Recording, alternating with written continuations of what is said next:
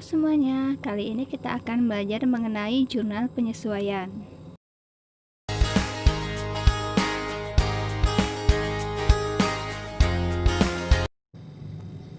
Jurnal penyesuaian adalah ayat jurnal yang dibuat untuk menyesuaikan saldo-saldo rekening yang ada di neraca saldo sehingga menjadi sesuai dengan apa yang sebenarnya ada di lapangan. Hal ini karena ada kalanya suatu transaksi sudah terjadi, tetapi informasi tersebut belum dicatat dalam akun perkiraan tersebut, atau bisa juga karena transaksi yang sudah dicatat dalam perkiraan yang bersangkutan, tetapi saldo perkiraannya masih harus disesuaikan agar jumlah yang disajikan benar sesuai keadaan. Berikut ini adalah akun-akun yang perlu disesuaikan pada akhir periode. Disesuaikan adalah 1. Biaya dibayar di muka, 2. Pendapatan diterima di muka, 3. Biaya yang masih harus dibayar, 4. Pendapatan yang masih harus diterima, 5. Penyusutan aktiva tetap, 6. Kerugian piutang, dan 7. Pemakaian perlengkapan. Dari ketujuh akun tersebut, yang selalu muncul adalah jurnal penyesuaian terkait biaya pemakaian perlengkapan, sedangkan yang jarang muncul adalah jurnal penyesuaian mengenai kerugian piutang.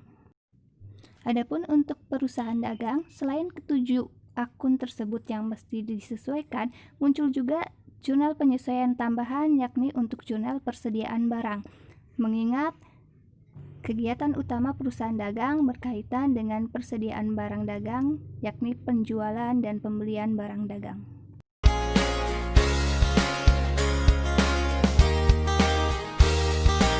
Yang pertama, membuat jurnal penyesuaian untuk akun biaya dibayar di muka. Yang dimaksud biaya dibayar di muka ini adalah hal-hal yang memungkinkan untuk kita bayar dulu sebelum kita pakai kegunaannya, misalnya asuransi, iklan, maupun sewa. Bila biaya dibayar di muka ini kita catat menggunakan pendekatan harta, maka jurnal penyesuaiannya adalah biaya asuransi atau beban asuransi di debit, lalu kemudian di kreditnya muncul asuransi dibayar di muka. Intinya kita catat dulu di sebelah debit biaya atau bebannya, lalu kemudian ikuti dengan nama akunnya, sementara di kreditnya munculkan nama akun tersebut.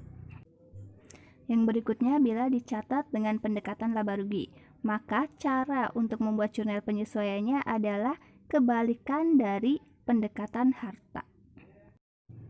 Yang berikutnya ada jurnal penyesuaian untuk pendapatan diterima di muka. Di sini ada dua metode, yakni yang pertama metode pendekatan neraca dan yang keduanya pendekatan laba rugi. Silahkan diperhatikan cara membuat jurnalnya.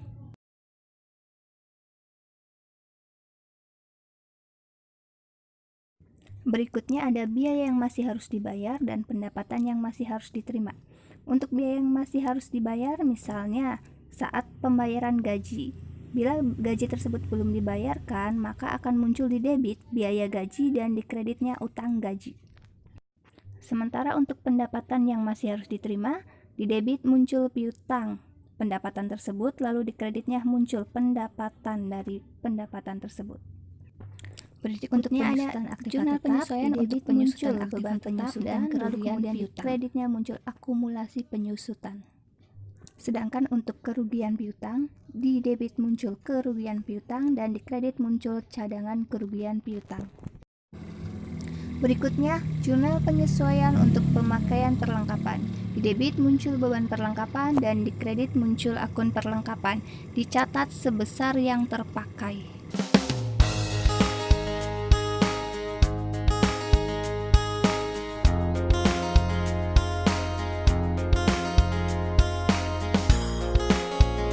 Berikutnya, jurnal penyesuaian untuk persediaan dengan metode HPP.